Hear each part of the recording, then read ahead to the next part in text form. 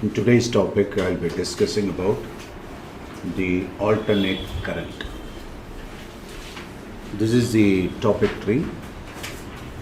I will be explaining about the alternating current. What is alternating current? What is the difference between alternating current? And what are the features or the applications of alternate current? Alternate current na mari அப்படினு வரும். Alternate current voltage or alternate voltage அப்படினாலே it is also called sinusoidal voltage. Sinusoidal voltage அப்படினா sine wave நம்ம பார்த்தோம் இல்லையா? இந்த sine wave எப்படி இருக்கும்? trigonometryல நம்ம sine wave, cos wave, tan wave எல்லாம் பார்த்தோம்ல. ஸோ அது மாதிரி இது origin அப்படின்னா இங்கேருந்து ஆரம்பிக்கும். ஓலேருந்து ஏ பி சி டி அப்படியே போயிட்டு இருக்கும். This is one wave. அது மாதிரி ப்ரோக்ரெசிவ் வேவாக இருக்கும். இப்போது this is A, this is B, this is B, this is C, this is D. இப்போ இதை ரவுண்ட் ஷேப்லேயும் சர்க்குலராகவும் நம்ம அதை கன்வெர்ட் பண்ணலாம். இப்போது first quadrant, second quadrant, third quadrant மேக்ஸில் நம்ம பார்த்துருப்போம் இல்லையா? Third quadrant, fourth quadrant. இப்போது இங்கே ஓ 0 டிகிரியில் ஆரம்பிக்குது, இங்கே வந்து 90 டிகிரி. ஸோ இதுதான் இனிஷியல் ஆர்ம், இது வந்து final arm. So final side சொல்லுவோம். இப்படி போகுது. So it makes an angle theta. So அப்போ 90 டிகிரி வரலாம், அப்புறம் 180 டிகிரி போகலாம், அதுக்கப்புறம் 270 டிகிரி வரலாம், அதுக்கப்புறம் அகைன் 360 டிகிரி வருது. இப்போது நம்ம ட்ரிக்னாமெண்ட்ரின்னு எடுத்தாலே உங்கள் லோயர் கிளாஸஸ் எல்லாம் tan 45, 30 டிகிரி அப்படிலாம் 90 டிகிரியெல்லாம் சொல்லுவாங்க. ஆனால் இன்னமேட்டுக்கு உங்களுக்கு எப்படி ப்ராக்டிஸ் இருக்கணும்? எல்லாமே ரேடியனில் தான் இருக்கணும். தீட்டானாலே ரேடியன் தான் இங்கே. ஸோ அப்போ இது ரேடியன் அப்படின்னா 0 ரேடியன்னா அப்போ இது என்னவாக இருக்கும்? That is called π/2 power C போட்டால் ரேடியன் அர்த்தம். So π/2 note on this, π/2 radian. அது பின்னாடியே நோட்ஸ் எழுதிக்கலாம் அந்த A4 ஷீட்லேயே. அதுக்கப்புறம் இங்கே வரப்போ pi radian. What about this 1.5 pi, that is 3/2 pi. அப்போ இங்கே 2 பை ரேடியன். எல்லாத்துலேயும் பவர் சி இஸ் அண்டர்ஸ்டுட். இதெல்லாம் ரேடியன் தான். ரேடியன்னா என்ன? First of all anyone? ஒரு ரேடியன் சொல்கிறோம் அப்படின்னா என்ன? ஆக்சுவலாக இப்போ ஒரு சர்க்கிள் எடுத்துக்கிறேன், நல்லா கவனிச்சுக்கோ. இப்போயாவது தெரிஞ்சுங்க அட்லீஸ்ட். இது ரேடியஸ் தானே, ஓஏ. இந்த ஓஏ அப்படிங்கிறது நான் ஏற்கனவே சொன்னேன், this is the initial arm, இல்லாட்டினா இனிஷியல் சைட் அப்படின்னு வச்சுக்கலாமா? இந்த இனிஷியல் சைட்லேருந்து அப்படியே மூவி ஒரு டெர்மினல் வருது. இது அந்த ரேடியஸ், இது ஓஏன்றது ரேடியஸ் இல்லையா? ஓஏங்கிறது ரேடியஸ் தானே. அடுத்தது ஓபி, ஓபிங்கிற ஒரு பாயிண்ட்டுக்கு போகுது, பி. சரியா? அப்போது பின்னா it subtends and angle theta. கரெக்டாக அப்படியே ட்ரா பண்ணிக்கோ, தீட்டா. அப்போது it makes an arc like this. அப்போ இந்த ஆர்க் லெங்த் இருக்குல்ல, அதுதான் L. That is equal to AB arc. அப்படி போடலாமா? ஓகே. இந்த ஆர்க் லென்த்தும் தீட்டாவும் ரேடியஸும் ஈக்குவலாக இருந்தால் அதுதான் ரேடியன், 1 ரேடியன் அப்படின்னு அர்த்தம். ஸோ இந்த கான்செப்ட் புரியுதா? ஆக்சுவலாக நமக்கு வந்து ஆர்க் லென்த்துக்கு ஃபார்முலா இருக்குது, which is nothing but R theta. கரெக்டாக? அப்போது தீட்டா அப்படின்னா என்ன? L/R தானே இருக்கணும். சரியா? இப்போ தீட்டா இஸ் ஈக்குவல் டு L/Rனா, இப்போ ஒரு சர்க்கிள் இருக்குன்னு வச்சுக்கேன். ஒரு சர்க்கிளில் எவ்வளோ ரேடியன் இருக்கும்? 2 பை ரேடியன் இருக்குமா? கரெக்டாக? 2 பை ரேடியன் தானே ஒரு சர்க்கிள். அதாவது 360 டிகிரி. அதனால தான் 360ன்னு சொல்லாத என்ன, 2 பை ரேடியன். ஸோ அப்போ 2 பை இங்கே பாரு, 2 பை ரேடியன் போட்டோமா? பைக்கு பதிலாக இஸ் ஈக்குவல் டு, இது என்னது? லெங்த் ஆஃப் என்னது? ஆர்க்கு. அப்போ இந்த length of arc for a circle complete ஆகிடுச்சுன்னா அது என்னது? That is nothing but circumference. So divided by radius. இதனால தான் circumference is equal to 2πr நம்ம சொல்கிறோம். இப்போ புரியுதா? இது நாள் வரையில் அதை சொல்லியிருக்கவே மாட்டாங்கன்னு நினைக்கிறேன். அடுத்தது ரேடியன் அப்படின்னா எல்லும் ஆரும் ஈக்குவலாக இருந்ததுனாக்கா தீட்டா சிக்கல் 1 தானே. அப்போ 1 ரேடியன் சிக்கல் theta by L, I mean L by R. அப்போ ஆர்க் லென்த்தும் ரேடியஸும் ஈக்குவலாக இருந்ததுன்னா அதுதான் என்னது 1 ரேடியன். இப்போ புரியுதா? ஓகேவா? எழுதிக்கோ. So when L is equal to R, theta becomes 1 radian. இப்போ புரியுதா? அப்போனா நாம் என்ன பண்ணுறோம் இதில்? சார் இதில் ஹாஃப் சர்க்கிள் அடிச்சிருச்சுன்னா பை ரேடியன். இப்போ புரியுதா? அப்போ அந்தோட arc length pi. Full circle அடிச்சிருச்சுன்னா 2 பை. இப்போ புரியுதா? ஸோ அதனால தான் அந்த பேசிஸில் இதை வந்து பை ரேடியன் சொல்கிறோம், இங்கே 2 பை ரேடியன் சொல்கிறோம். இதில் பாதி அப்படின்னா 1/4 தானே, அப்போ பை பை 2. இதில் 1.5, அதுதான் 3/2 பை. இப்போ புரியுதா? ஓகேவா? ஸோ இந்த கான்செப்ட் முதல்ல தெளிவாகிட்டோம். ஆல்டர்னேட் கரண்ட் பண்ணுறதுக்கு முன்னாடி இதெல்லாம் கொஞ்சம் பண்ணிட்டோம்னா ஈஸியாக இருக்கும் உங்களுக்கு. ஓகேவா? Right. Just I want to give some mathematical foundation, அதுக்கப்புறம் ப்ரொசீட் பண்ணுறேன். இப்போது என்னென்ன பார்க்குறோம் இதில் கவனி. இதில் இந்த ஏசி சிக்னல், டிசி சிக்னல், அதாவது ஏசி வோல்டேஜ், டிசி வோல்டேஜ். இப்போ ஏசி வோல்டேஜ், டிசி வோல்டேஜ் அப்படிங்கிறது என்னென்னா கவனிங்க, இந்த மாதிரி சினுசாய்டலாக வருதா? இதுதானே நான் சைன் வேவ்னு சொன்னேன், எஸ்ஐஎன் இல்லையா? சின்னு வாசிக்காதீங்க, சைன் வேவ். அது எஸ்ஐஎன்இ தான், பட் ஷார்ட் ஃபார்மில் சைன் வேவ்னு போட்டுக்கிறோம். Sine wave, sinusoidal wave. இதில் வரக்கூடிய வோல்டேஜை நம்ம என்ன சொல்கிறோம்? சினுசாய்டல் வோல்டேஜ்ன்றோம், which is nothing but AC voltage. இப்போ புரியுதா? இதை ரெப்ரசன்ட் பண்ணுறதுக்கு இப்படி போட்டால் அது வந்து ஏசி வோல்டேஜ்னு அர்த்தம், ஆல்டர்னேட்டிங் கரண்ட் வோல்டேஜ். அதாவது ப்ளஸ்ஸும் மைனஸும் மாறி மாறி வந்துக்கிட்டே இருக்கும். இப்போது இந்த வேவோட ஹைட் இருக்குல்ல, அது ரொம்ப முக்கியம். இந்த வேவோட ஹைட்டு தான் நம்ம என்ன சொல்கிறோம்? இது this is called amplitude. So என்னுடைய லெக்சர்ஸை நிறைய தமிழ்நாடு ஸ்டூடெண்ட்ஸை பார்க்குறாங்கன்றதுனால அப்பப்போ கொஞ்சம் தமிழ்லேன்னு சொல்கிறேன். Next amplitude. The square of the ஆம்ப்ளிடியூட்ன்றது ஜென்ரலாக இன்டென்சிட்டின்னு சொல்லுவாங்க, but let us not worry about that. இந்த சுனாமி வந்ததுன்னா எவ்வளோ ஹைட்டு வந்தது, பனைமரம் அளவுக்குலாம் ஹைட்டு வந்ததுலாம் சொல்கிறாங்கல்ல, that is nothing but amplitude. அதுதான் wave height. What is wave height? Amplitude, right? இப்போது அதே மாதிரி சார் டெப்த்தும் வரும்ல, வரும். புரியுதா? இதையும் சேர்த்துக்கணும். அப்போ அதை ப்ளஸ்ஸில் சொல்லுவீங்களா, மைனஸில் சொல்லுவீங்களா? அதில் மாடுலஸில் சொல்லிடுவோம். இப்படியே கொஞ்சம் ட்ராவல் பண்ணி அப்படியே அட்டாமிக் ஸ்ட்ரக்சருக்கு போகும். அங்கேயும் இந்த சைன் வேவ் அதெல்லாம் வரும். வேவ் அங்கே என்ன சொல்கிறோம்? வேவ் ஃபங்க்ஷன் அப்படின்னு சொல்லுவோம். அதை சொல்கிறப்ப என்னன்னாக்கா அந்த எலக்ட்ரானுடைய வேவ், எலக்ட்ரான் ப்ரெசன்ஸை இண்டிகேட் பண்ணுறதுக்காக. அப்போ அங்கே சை அப்படின்னு சொல்லுவாங்க. சைன்னு இது பேர் சை, வேவ் ஃபங்க்ஷன். அதனால தான் அந்த எலக்ட்ரான் அங்கே இருக்கா இல்லையா, the probability of finding out the electron சொல்கிறப்ப நம்ம என்ன சொல்கிறோம்? That is psi squared modulus squared அப்படின்னு சொல்லிடுறோம். ப்ளஸ்ஸு மைனஸ் 2 சேர்ந்துரும்ல, ஓகேயா? அப்போது அந்த இடத்துல ஒரு எலக்ட்ரான் இருக்குது. அதனால தான் எலக்ட்ரானையே கவுண்டபிளாக நம்ம பண்ணிடுறோம். அப்போ அதை குவான்டைஸ் பண்ணுறோம். அதுதான் போர் கண்டுபிடிச்ச அற்புதமான ஒரு கான்செப்ட்.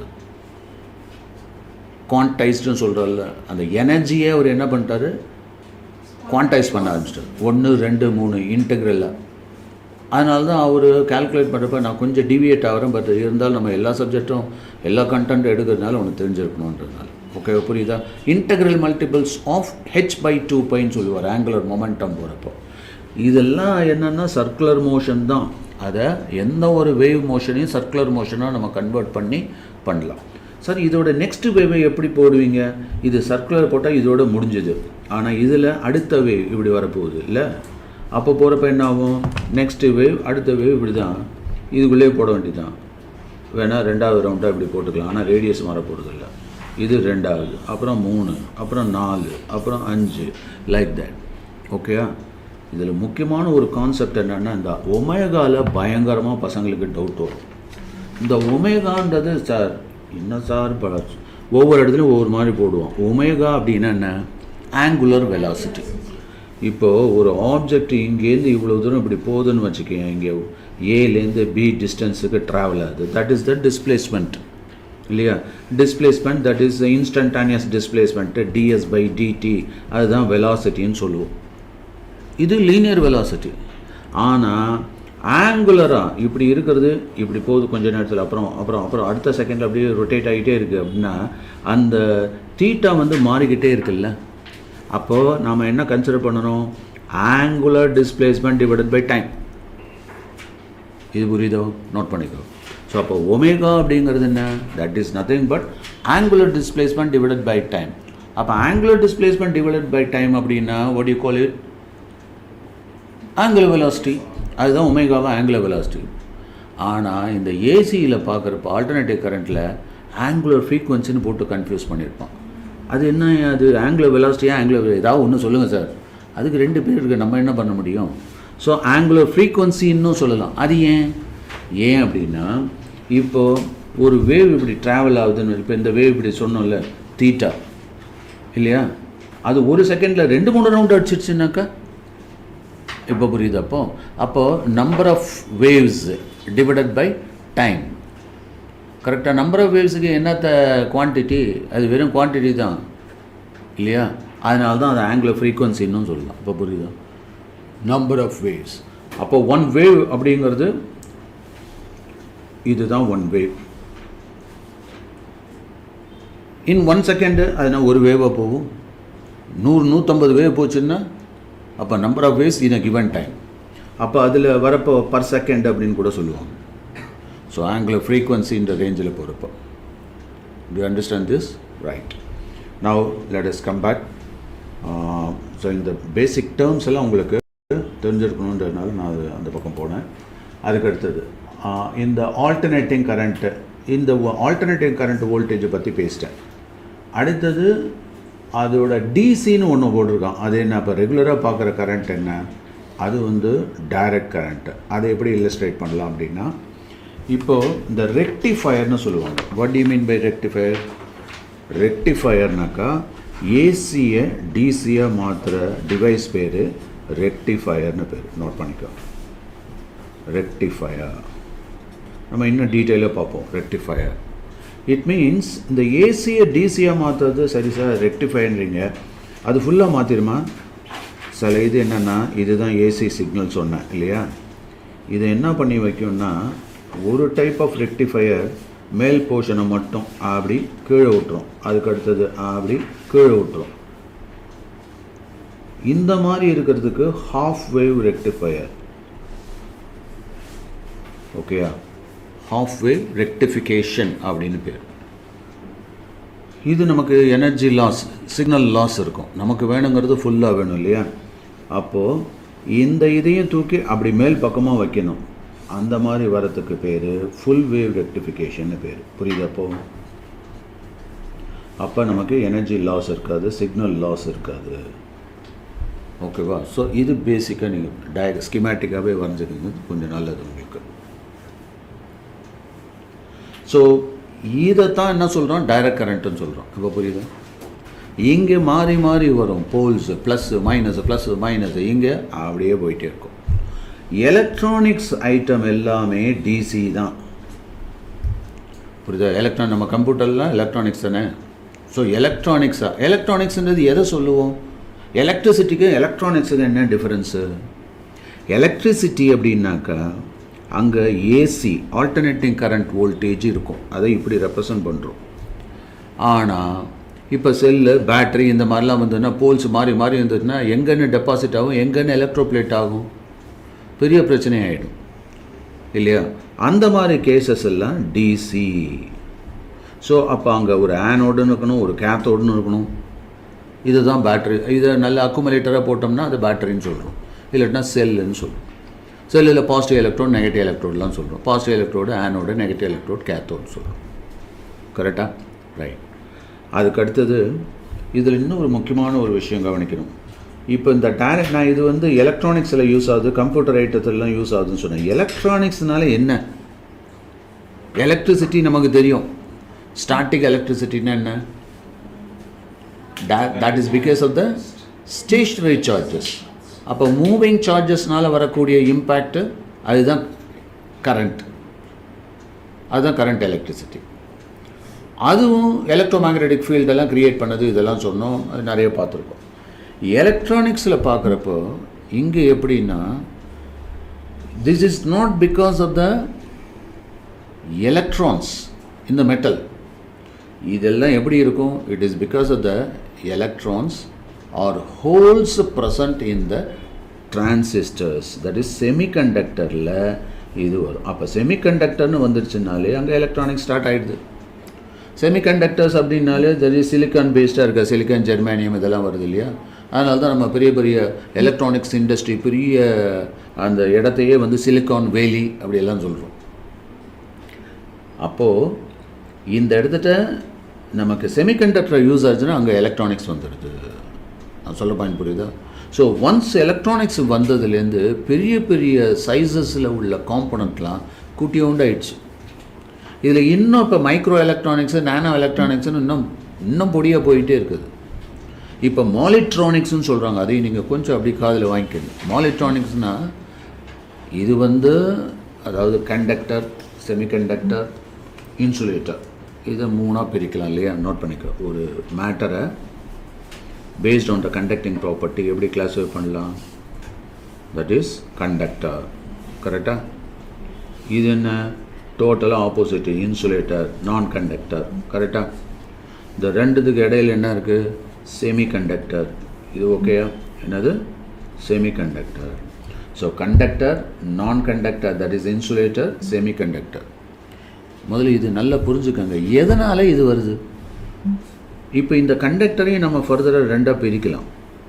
என்னென்னா மெட்டாலிக் கண்டக்டர், நான் மெட்டாலிக். நான் இன்ட்ரோ பயங்கரமாக கொடுக்குறேன், கொஞ்சம் யூஸ்ஃபுல், ஏன்னா நிறைய புது ஸ்டூடெண்ட்ஸ் இருக்கிறதுனால. ஸோ நான் மெட்டாலிக் கண்டக்டர். மெட்டாலிக் கண்டக்டர்னு என்ன? மெட்டல் பேஸ், அதாவது எலக்ட்ரானிக் கண்டக்டர்னு சொல்கிறோம். இங்கே electrons are responsible for conductance of electricity. Electron இந்த டைரக்ஷனில் போச்சு அப்படின்னா கரண்ட் இந்த டைரக்ஷனில் இருக்கும். நோட் பண்ணிக்க, ஆப்போசிட் டைரக்ஷனில். இப்போ நான் மெட்டாலிக் அப்படின்னா எலக்ட்ரோலைட். இந்த எலக்ட்ரோலைட் அப்படின்னா அயானிக்காக இருக்கும். ஸோ அதனால தான் அது பேர் அயானிக் கண்டக்டர், இல்லாட்டா எலக்ட்ரோலிட்டிக் கண்டக்டர் அப்படின்னு சொல்லலாம். இங்கே ions are responsible for conductance of electricity. அப்போ இந்த பேட்ரி, செல்லு, புரியுதப்போ? இங்கெல்லாம் டைரக்ட் கரண்ட்டு தான் நிறைய இன்வால்வ் ஆகிட்டு இருக்கும். ஏன்னா அங்கே பொலாரிட்டி மாறிச்சுன்னா எல்லாம் ஏடாகூடமாகிடும் இங்கே. ஓகே, இது டாபிக் வேறு. இப்போ செமிகண்டக்டர் அப்படின்றது என்னது அப்படின்னா, ரூம் டெம்பரேச்சரில் இட் வில் நாட் கண்டக்ட், ஆனால் ஹையர் டெம்பரேச்சரில் இட் வில் கண்டக்ட். இந்த மாதிரி இருக்கக்கூடிய கண்டக்டர் பேர், தட் இஸ் செமிகண்டக்டர் பேர் இன்ட்ரின்சிக் செமிகண்டக்டர் அப்படின்னு பேர். இது பேர் என்ன? Intrinsic semiconductor. And what is this intrinsic semiconductor? By its nature, they conduct at higher temperature. Okay, அந்த கண்டக்டன்ஸ் கெப்பாசிட்டி இருக்குது. எதனால்? இப்போ மெட்டாலிக் கண்டக்டர் வருவோம். Forget about this. இது நான் இந்த பார்ட்டுக்கு வரேன். மெட்டாலிக் கண்டக்டரில் என்னென்னா, இப்போ வேலன்சியில் உங்களுக்கு தெரியும் இல்லையா? வேலன்சின்னு என்ன? Outermost shell, number of electrons available in the outermost shell. இதில் வந்து என்னென்னா ரெண்டு விதமாக பிரிக்கலாம். இந்த மெட்டலோட ஆக்சுவலாக மெட்டலில் கரண்ட்டு கண்டக்ட் பண்ணுதுன்னா உள்பக்கமாகலாம் பண்ணல, வெளிப்பக்கமாக பண்ணுது. It's called C F electron. சூப்பர்ஃபிஷியலாக தான் கண்டக்ட் பண்ணும். அப்போது இந்த மெட்டலில் என்ன இருக்குது? வேலன்சி பேண்ட், நிறைய ஆர்பிட்டால்லாம் சேர்ந்தது பேண்ட். ஸோ வேலன்சியில் இருக்கக்கூடிய எலக்ட்ரான்ஸு அதெல்லாம் சேர்ந்த ஒரு பேண்ட், அது வேலன்சி பேண்ட். இது சும்மா ஸ்கிமேட்டிக் டயக்ராம் தான். இது இப்படி இருக்குமா, கொரடு மாதிரி இருக்குமா எல்லாம் கேட்கக்கூடாது, சும்மா ஒரு schematic diagram. So valency band இது நம்ம இது கண்டக்ஷன் பேண்ட். நோட் பண்ணிக்க, எழுதிக்க கையோட. Conduction band, valence band, conduction band. இந்த வேலன்சி பேண்டில் நல்ல கவனி, வேலன்சி பேண்டில் valence electrons are responsible for conductance of electricity. இப்போது இன் கேஸ் ஆஃப் மெட்டாலிக் கண்டக்டரில் இந்த ரெண்டும் என்ன இருக்கும்னாக்கா, தட் இஸ் அப்படியே மிக்ஸ் ஆகிருக்கும். இதை வந்து நான் ஒரு செப்பரேட் டயக்ராமாக போட்டுறேன், ஈஸியாக புரிஞ்சுக்கலாம். இது கண்டக்டர், நோட் பண்ணிக்கலாம். இது செமிகண்டக்டர், இது இன்சுலேட்டர் ஆர் நான் கண்டக்டர். இப்போது வேலன்சி பேண்டுங்கிறது இப்படி இருக்கும். இது வேலன்சி பேண்ட்.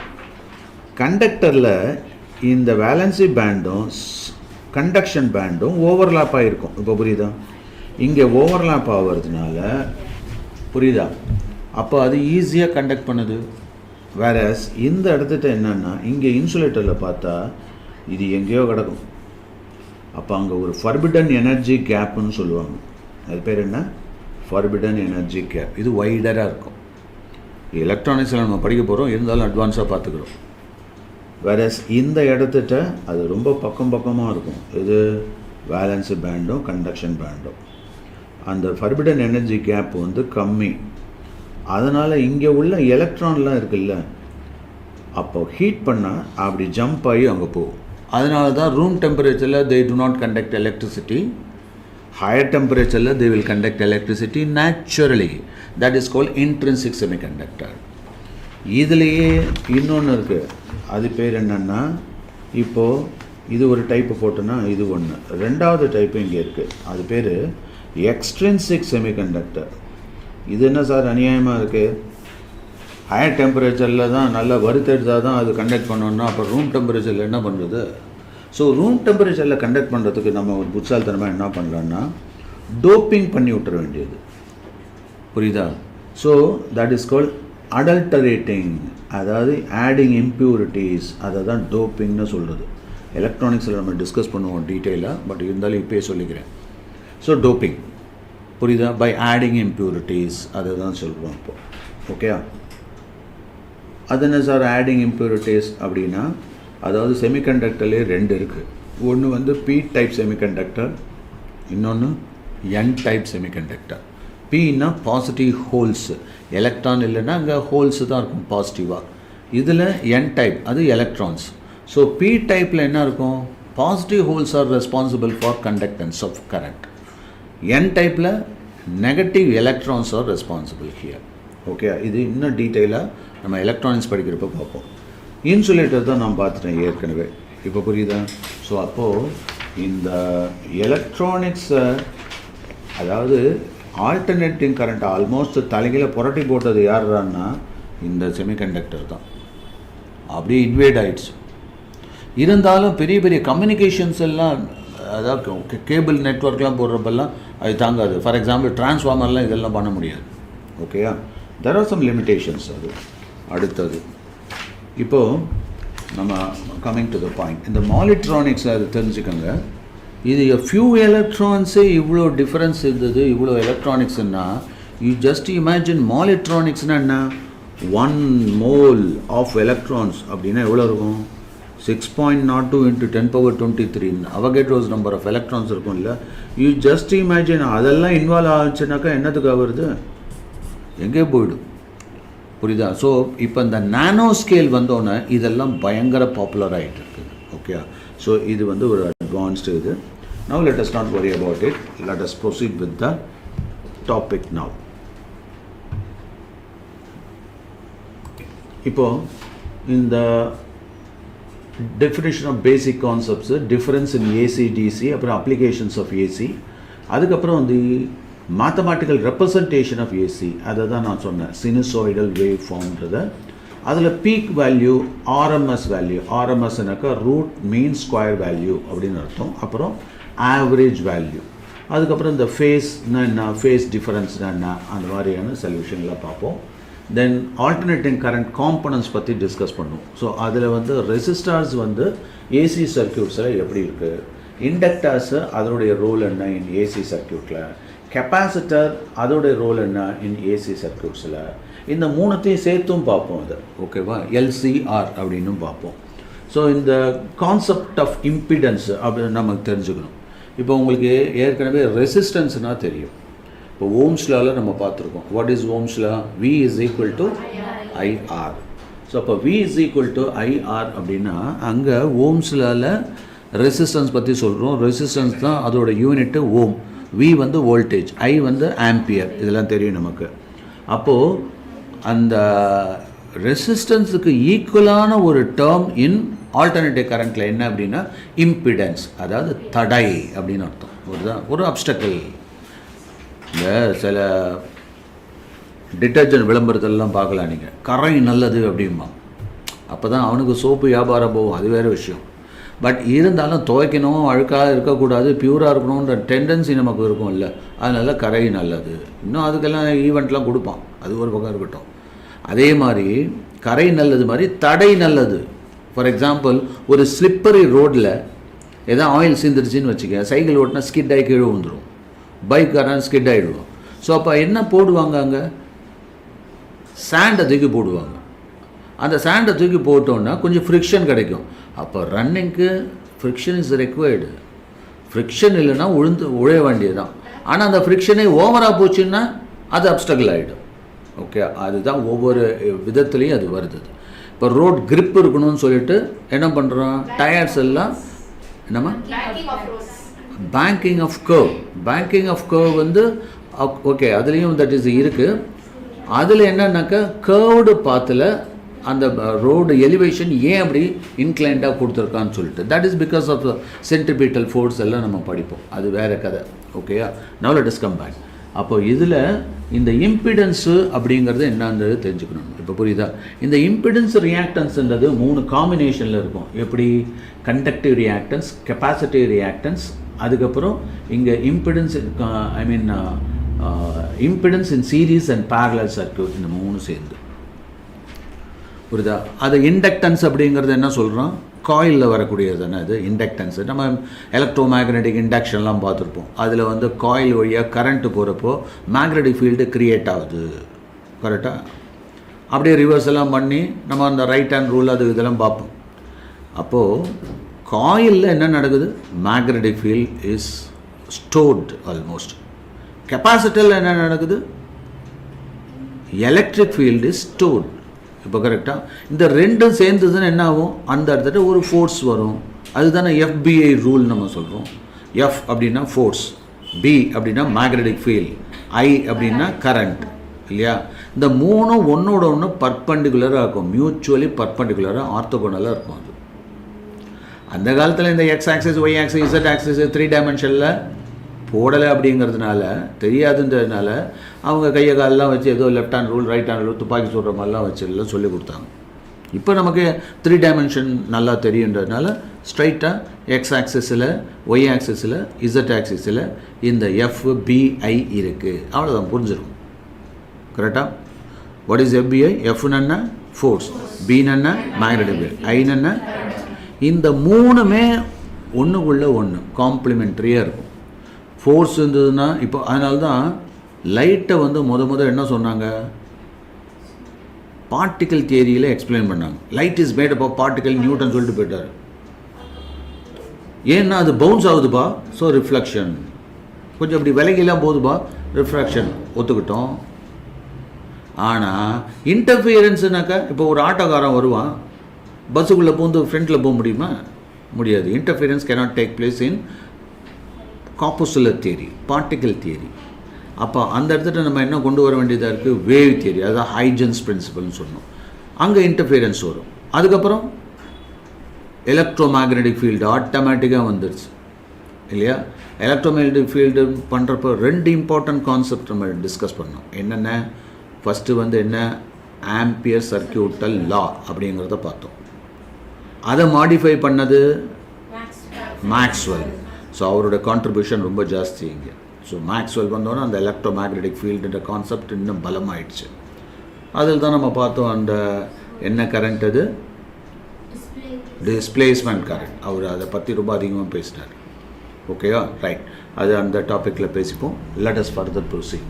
ஸோ அப்போ இந்த இடத்துல இண்டக்ஷன் அப்படிங்கிறது காயில்னாலையும், கெப்பாசிட்டன்ஸு அது என்ன கொடுக்குது, எலக்ட்ரோஸ்டாட்டிக் ஃபீல்டு, எலக்ட்ரிக் சார்ஜ்னாலையும். ஸோ இது எலக்ட்ரிக் ஃபீல்டுனா அது மேக்னெட்டிக் ஃபீல்டு. புரியுதா? ஸோ ஸ்டோரிங் டிவைஸ் அப்படின்னு சொல்லலாம். Which is the storing device for stationary charges or electric field? Capacitor. Which is the storing device for magnetic field? Induction coil. இப்போ புரியுதா?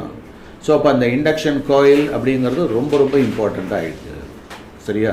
ஒரு ரெசிஸ்டன்ஸ் வழியாக சார் கரண்ட்டு போயிட்டே இருந்ததுன்னா என்ன சார் ஆகும், ஹீட்டு ப்ரொடியூஸ் பண்ணும், இல்லையா? ஏன்னா ரொம்ப முண்டி அடிச்சுக்கிட்டு போகணுமே அது, அப்போ ஹீட்டு டெவலப் ஆகும்ல. ஸோ ரெசிஸ்டன்ஸ் இப்போ இந்த கிளாஸை நான் என்ன பண்ணுறேன், அநேகமாக நான் ஒரு 3 ஹவரில் முடிச்சிடுவோமான்னா இப்போயே டயர்ட் ஆகிடுவீங்க. அப்போது நம்மளுடைய பாத் அந்த ட்ராவலிங் டிஸ்டன்ஸு ஜாஸ்தியாச்சுன்னா என்ன ஆகும், ரெசிஸ்டன்ஸ் இஸ் டெவலப்டு. கரெக்டாக? ஸோ அப்போ resistance is directly proportion to length of the conductor. Note this point.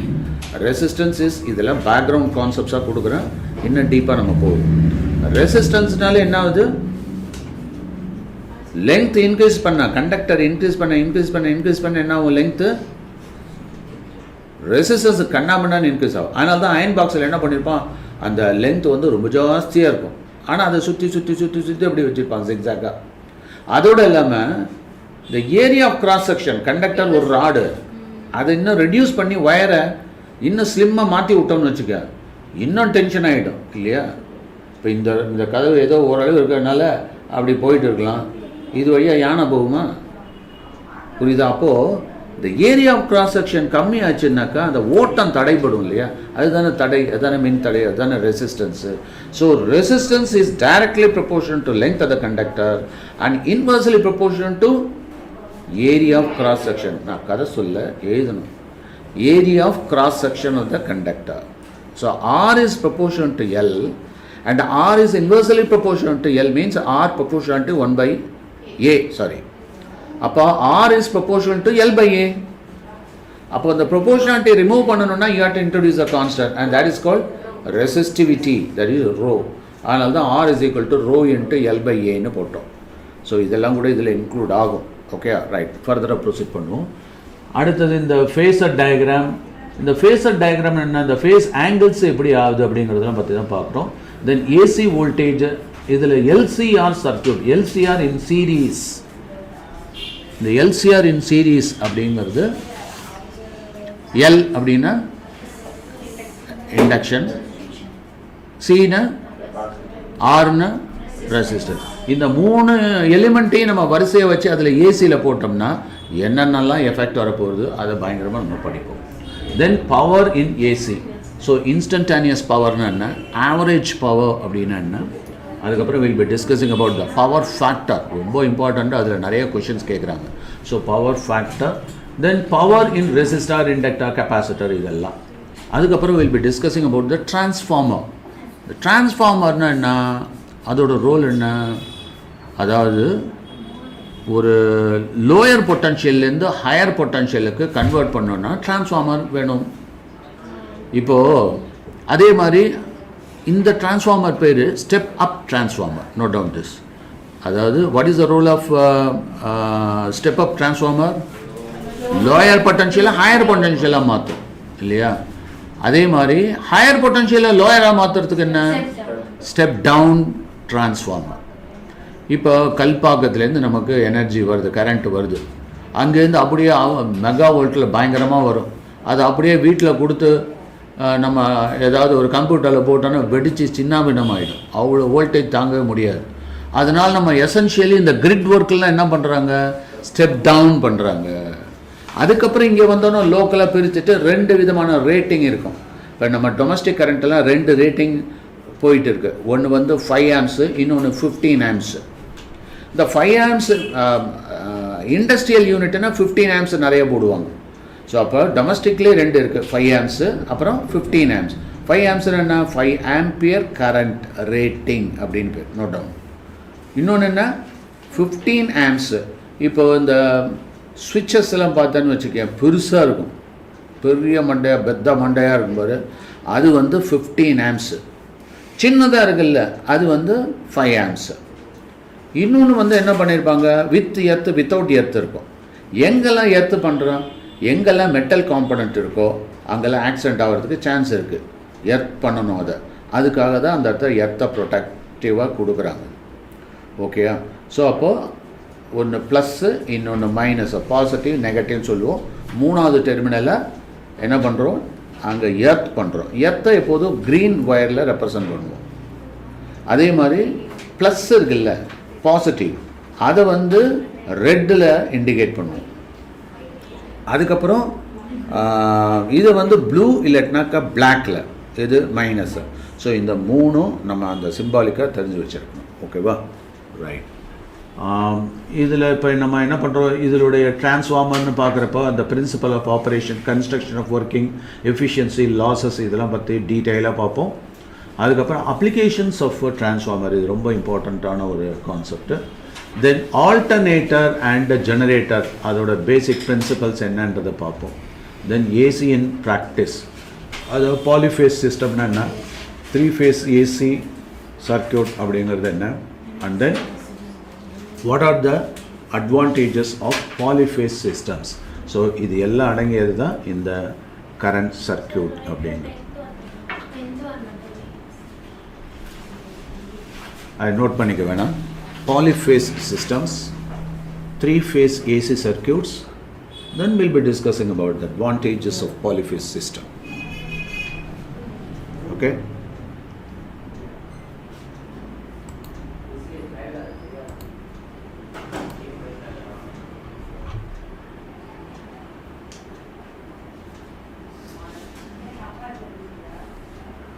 Right. Now, let us discuss about the first aspect. Let's go.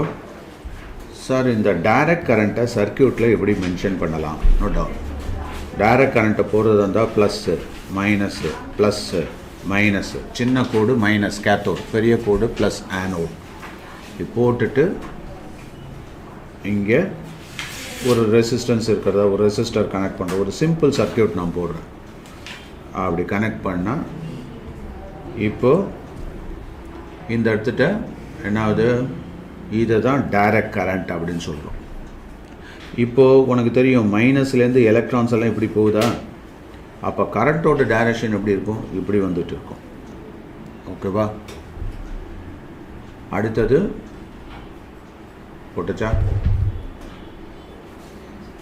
இப்போ நான் அதாவது யூஸ்வலாக இந்த சர்க்கியூட்டெல்லாம் கரண்ட்டோட டைரக்ஷன் தான் மென்ஷன் பண்ணுவாங்க.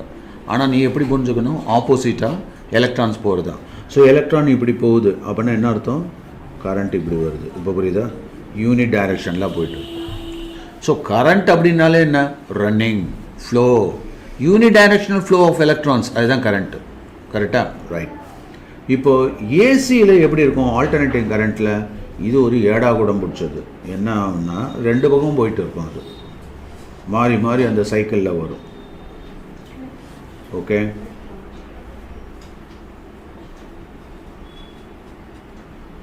ஸோ ஏசி வோல்டேஜ் போகிறப்ப அது இப்படியும் போகும் இப்படியும் போகும், மாறி மாறி வரும். அதனால் அந்த டைரக்ஷன் வந்து கேர்ஃபுல்லாக அதை மானிட்டர் பண்ணணும் நாங்கள்.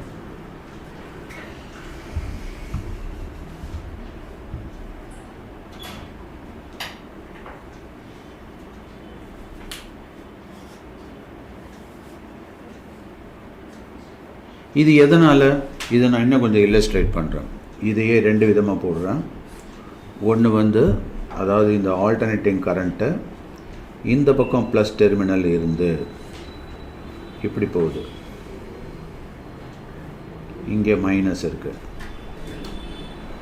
அடுத்தது இப்போ இது மாறப்போகுது, ஏன்னா இன்ஸ்டன்டானியஸாக மாறும்னு சொல்லியிருக்கனே. அப்போ என்னாகும், இது மைனஸு இது ப்ளஸ்ஸு மாறிடுச்சு. இதனால் கவனிக்கணும், இது இப்படி போட்டால் காயில் ஆகிடும், ஜிக்ஸாகாக போட்டால் ரெசிஸ்டார் ஆகிடும். ஓகே? ஸோ அப்போது இந்த இடத்துட்ட இப்போ பார்ப்போம். நான் என்ன சொன்னேன், ப்ளஸ்லேருந்து போகணும் இல்லையா? ஸோ கரண்ட்டோட டைரக்ஷன் இது ஐ. ஓகேவா? இது புரிஞ்சுதா? நீ இப்படி போட்டு கன்ஃபியூஸ் பண்ணுறதை விட இந்த மாதிரி 2ஆக ஸ்ப்ளிட் பண்ணி போட்டோம்னா இன்னும் தெளிவாக இருக்கும். இங்கே என்ன மாறி போச்சா, அப்போ என்ன ஆகும், ப்ளஸ்லேருந்து இப்படி போகும். அப்போது கரண்ட்டோட டைரக்ஷன் இந்த பக்கம். ஓகேவா? இது புரியுதா? ஸோ இது நீங்கள் நல்லா புரிஞ்சுக்கணும். அந்த டெர்மினல் வந்து மாறிக்கிட்டே இருக்கும் அப்படின்றதுனால. Clockwise current goes in clockwise direction. After short while polarity change will be there. So அப்போ ஆப்போசிட்டாக பிஹேவ் பண்ண ஆரம்பிச்சிடும். ஸோ இந்த மாதிரி when the waveform of alternating voltage is a sine wave, it is called sinusoidal voltage or alternating voltage. Note பண்ணிக்கோ. So நம்ம இது மறந்துடு, இதுதான் நம்ம டிஸ்கஸ் பண்ண போகிறோம் இந்த டாப்பிக்கில். ஓகேவா? ரைட். ஸோ நெக்ஸ்ட் போவோம். யாராவது இந்த நோட்ஸை கலெக்ட் பண்ணிட்டே வாங்க. Now listen. இப்போது V அப்படிங்கிறது is equal to Vm sin omega t. இது ஆக்சுவலாக சைன் தீட்டா தான். அந்த சைன் தீட்டாவை தான் நம்ம என்ன பண்ணுறோம், தீட்டான்றது என்னது, theta by t is equal to ஒமேகாவா. அப்போது தீட்டாவை என்ன பண்ணலாம், ஒமேகா டின்னு போடலாம். அதுதான் இங்கே போட்டிருக்காங்க. இப்போ புரியுதா? அடுத்தது இந்த இடத்துல Vm sin omega t. இப்போது we are talking about this sinusoidal voltage. Take down sinusoidal voltage அப்படின்னா என்ன சொன்ன, ஆல்டர்னேட்டிங் வோல்டேஜ். நோட் பண்ணிக்க, ஆல்டர்னேட்டிங் வோல்டேஜ். ஸோ இதில் வேவ் ஃபார்ம் எப்படி இருக்கும், சினுசாய்டலாக இருக்கும். என்னது, சைன் வேவாக இருக்கும். அதை சினுசாய்டல் வேவ் அப்படின்னு சொல்கிறோம். இப்படி இப்படி இருக்கும். Okay. And this is given by V is equal to Vm sin omega t. இந்த V அப்படிங்கிறது நோட் பண்ணிக்க, V இது வந்து V அப்படிங்கிறது that is instantaneous. என்னது, அந்த க்ஷணத்தில். இன்ஸ்டன்டானியஸ்னா என்ன, அப்படி ஸ்பிளிட் செகண்டில்.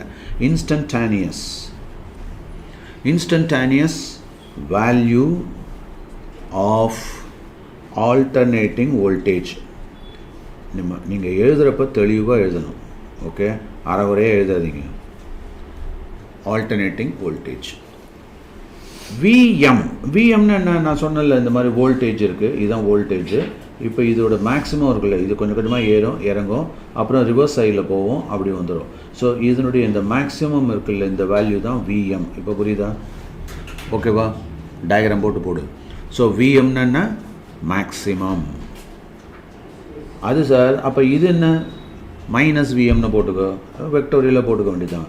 ஸோ மைனஸ் விஎம், ஆப்போசிட் சைடில் மேக்ஸிமம் அப்படின்னு அர்த்தம். ஓகேவா? அப்போது இந்த இடத்துல ஜீரோவில் ஆரம்பிக்குது.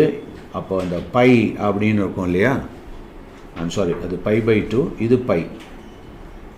இங்கே 1/2 பை இல்லையா, அதாவது 3/2 பை, இது 2 பை. இப்போ புரியுதா?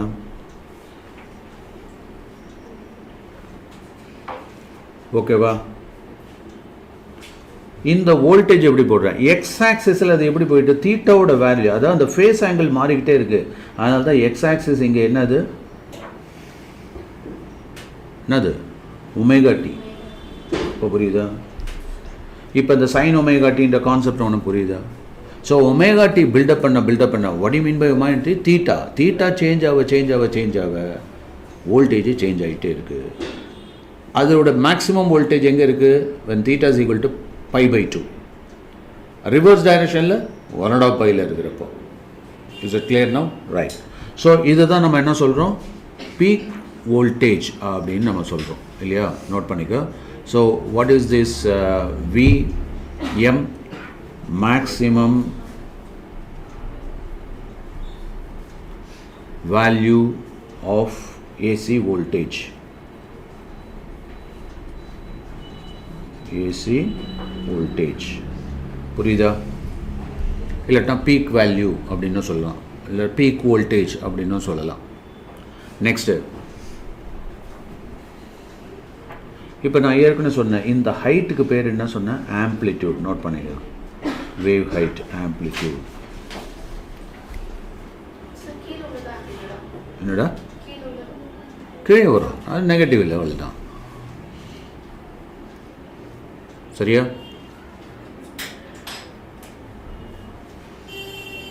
இப்போது நான் சொல்கிற அந்த லாங்குவேஜ் உனக்கு புரியுதா பாரு. The direction of sinusoidal voltage, நல்லா புரிஞ்சுக்கோ. என்னது, the direction of sinusoidal voltage, of course even current, is reversed after every half cycle. புரிஞ்சுதா புரியலையா?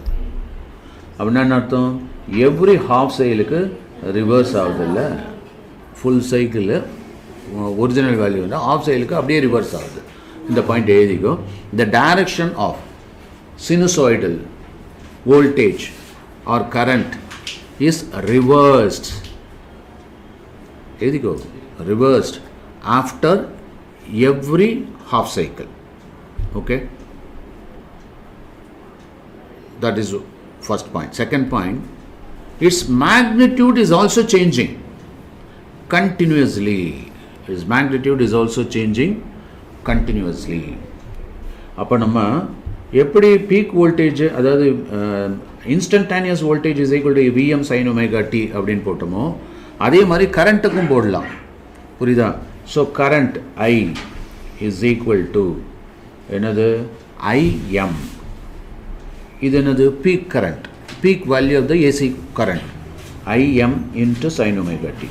ஓகேவா? ஸோ இதுவும் புரிஞ்சுக்கணும். நோட் பண்ணிட்டியா?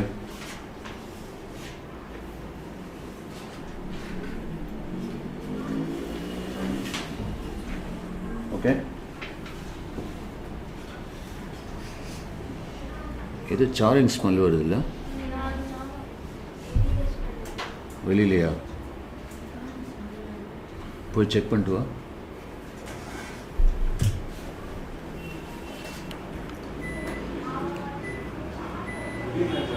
வெளியிலேருந்து வருதா? வெளியிலேருந்து இது ஏசி பிக்கப் பண்ணுது. Okay, so I is equal to IM sine omega T. கரெக்டா? இப்போது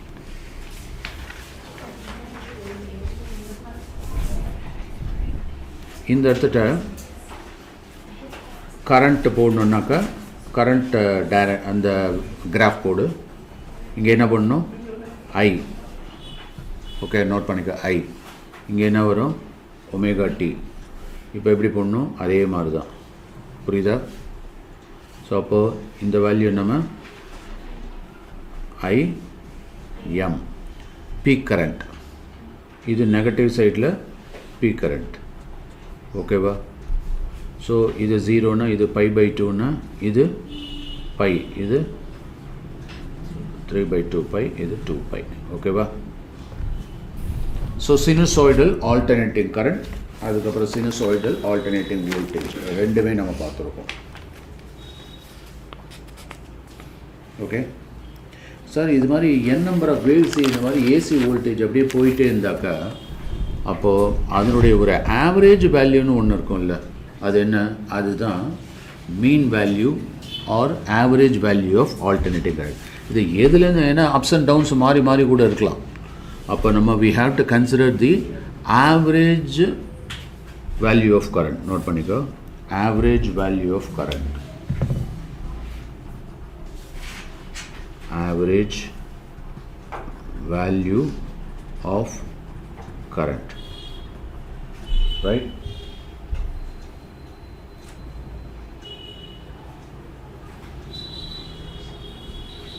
Okay, so average value of current அப்படிங்கிறப்போ இந்த இடத்துல நாம் இந்த ஆர்எம்எஸ் அப்படின்ற ஒரு கான்செப்டையும் பார்க்குறோம். அப்படின்னா என்னென்னா ரூட் மீன் ஸ்கொயர்.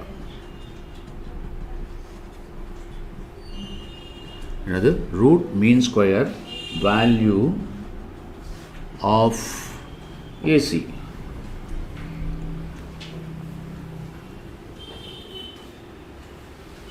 இதில் என்ன சொல்கிறாங்கன்னா தி ஆவரேஜ், நோட் பண்ணிக்கோ, average value, average value of alternating current is defined as the average of all values of current, all values of current over a positive cycle. அது note பண்ணிக்கோ, underline positive cycle. Positive சைக்கிளை மட்டும் எடுத்துக்கிட்டு போகணும், இல்லாட்டினா negative cycle மட்டும் எடுத்துகிட்டு போகணும். Or negative cycle, negative cycle. So do you understand this concept? Okay, positive or negative.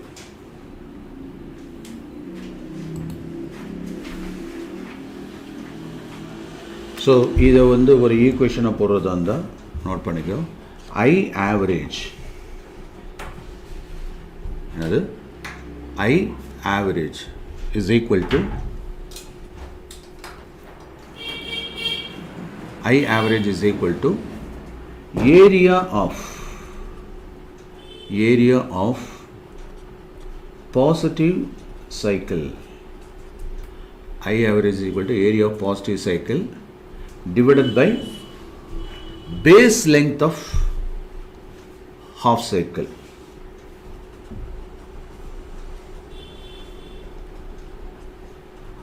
Half cycle. Or அதை அப்படியே ரிப்பீட் பண்ணிக்கோ. Area of negative cycle divided by base length of half cycle. அப்படின்னா என்ன? For example let us consider this graph. இதில் 0 இருக்குது, இங்கே ஐ Y ஆக்சிஸில், இங்கே என்ன சொல்லியிருக்கேன் ஒமேகா டி. ஒமேகா டி எப்படி போடலாம்? தீட்டான்னு போடலாம் இல்லையா? So theta. இப்போ என்ன இருக்குது நல்ல கவனி, இதில் இப்படி போகுது நம்மளுடைய கரண்ட்டு. இப்போ நம்ம ஆவரேஜ்னு எடுக்கிறோம் இல்லையா, ஒரு ஷார்ட்டஸ்ட் இன்டர்வல் ஆஃப் டி தீட்டாவில், புரியுதா? ஸோ நம்ம இங்கேருந்து இங்கே எடுத்துக்கிறோம், இதுதான் டி தீட்டான்னு எடுத்துக்கிட்டால் இது அப்படியே வரைஞ்சிக்கோ. இந்த செக்மெண்ட் இருக்குல்ல, இதில் சென்டர் பாயிண்ட்டை எடுத்துக்கிட்டு, ஓகே, இந்த ஷார்ட் செக்மெண்ட்டில் சென்டர் பாயிண்ட்டு இது ஐ, புரியுதா? ஸோ இந்த ஐ இங்கே என்னது D theta, smallest D theta. அப்போ இந்த ஏரியா அண்டர் தட் கர்வ் அப்படி தான் பார்க்குறோம். இப்போ புரியுதா? ஏரியா அண்டர் த கர்வ்னால் இன்டெக்ரல் வந்துடும். Application of integral. எங்கே போனாலும் இந்த பிசாசு விடாது ஒன்று. Okay, so area under the curve. So இப்போ ஏரியா அண்டர் த கர்வ்னா என்ன? நம்ம இன்டெக்ரலை இன்ட்ரோடியூஸ் பண்ணுவோம்.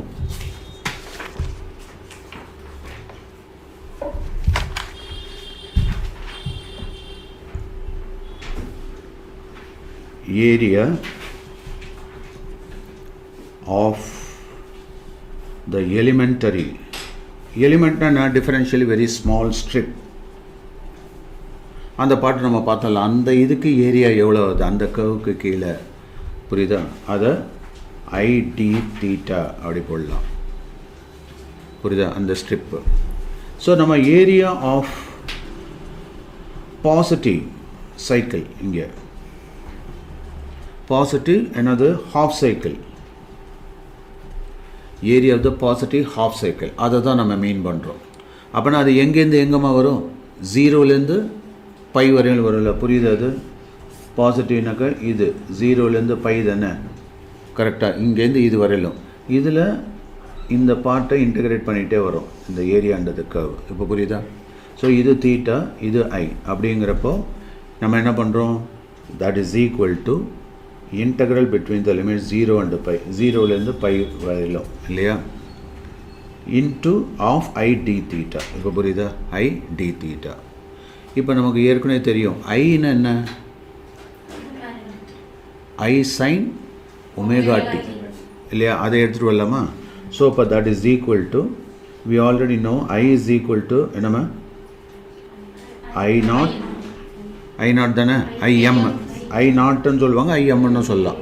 I M sine omega t. Omega டிக்கு பதில் தீட்டா போட்டுக்கலாமா? Because theta is equal to omega t தானே. ஏன்னா இங்கே தீட்டான்றதுனால இங்கேயும் தீட்டான்னு போட்டேன். அப்போது ஏரியா நோட் பண்ணிக்க, area of positive half cycle என்னம்மா? இஸ் ஈக்குவல் டு சொல்லு, integral 0 between the limit 0 and pi, I அப்படி ஐக்கு பதிலாக ஐஎம், கரெக்டாக? தென் சைன் தீட்டா, அதுக்கப்புறம் டி தீட்டா, கரெக்டாக? I sine theta d theta. Okay, சரியா? இப்போ நம்ம என்ன பண்ணுறோம்? தட் இஸ் ஈக்குவல் டு, இப்போது இந்த இடத்துட்ட ஐஎம்ன்றது கான்ஸ்டன்ட்டு இல்லையா? அதனால் அதை வெளியில் எடுத்துக்கலாமா?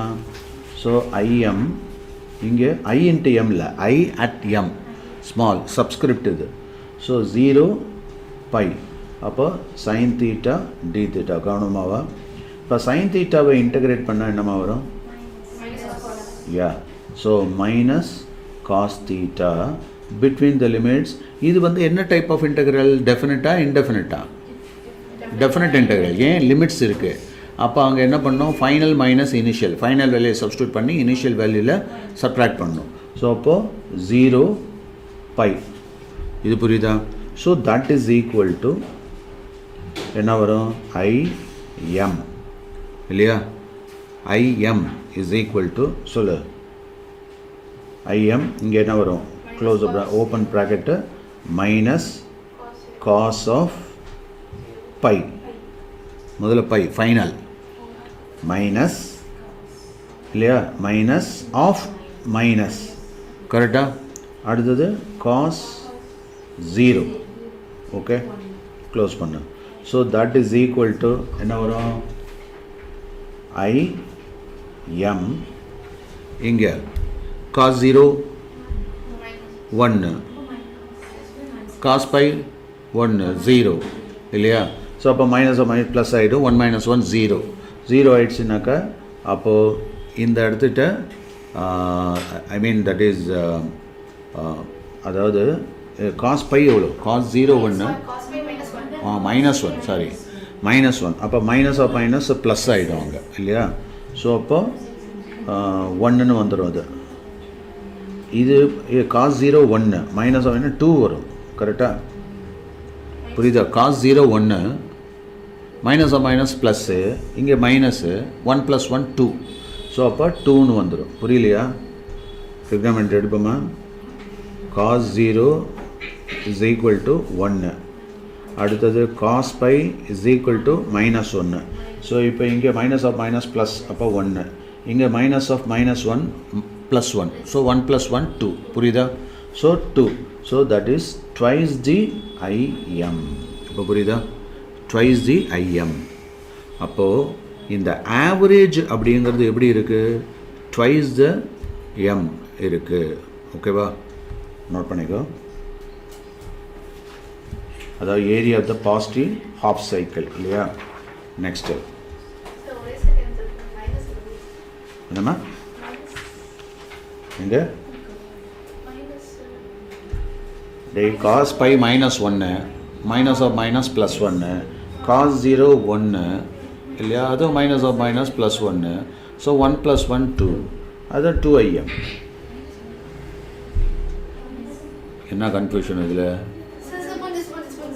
ரைட் ஸோ 2im ஓகேவா ரைட் அடுத்தது the base length take down base length of half cycle எழுதிக்குமா the base length of half cycle என்னமா அது யார் சொல்லுவா base length of half cycle நம்ம ஏரியா அண்டர் த கர்வ் பார்த்துட்டோம் இப்போ base length of half cycle எவ்வளோ ஏன் இப்போ நல்லா கவனி மறுபடியும் சொல்கிறேன் கவனி இந்த எடுத்துக்கோ அதே டயக்ராம் இப்போ இந்த இடத்துல நம்ம இந்த area of the small portion அதாவது இந்த ஏரியா இந்த வேவுக்கு கண்டுபிடிச்சிட்டோம் இல்லையா இதுதான் area under the curve A divided by base length இது 0 இது பை அப்போனா பை தானே புரியுதா so base length of half cycle is equal to pi கரெக்டா இப்போ ஆவரேஜ் வேல்யூ ஆஃப் எதுக்கோ average value of AC current is equal to what is the formula we already discussed அதாவது IAV என்னன்னு பார்த்தோம் area of the positive இந்த positive half cycle தானே புரியுதா area of the positive இது என்னது area of half positive cycle இல்லை positive half cycle கரெக்டா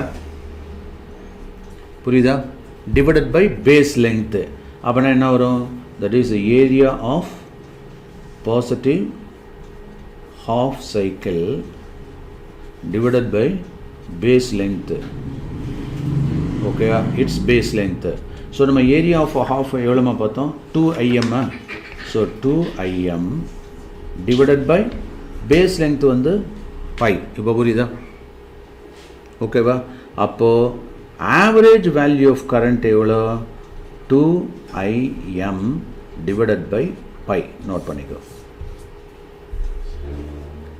இந்த 2Im divided by pi 1 pi பையோட வேல்யூ 0.637 2 பை பை 2 பை பை அதோட வேல்யூ செக் பண்ணிக்கோ. கால்குலேட்டர் போடு.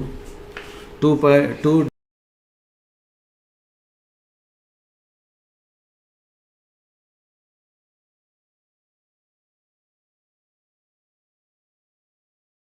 டிவைடட் பை 3.14 எவ்வளோ?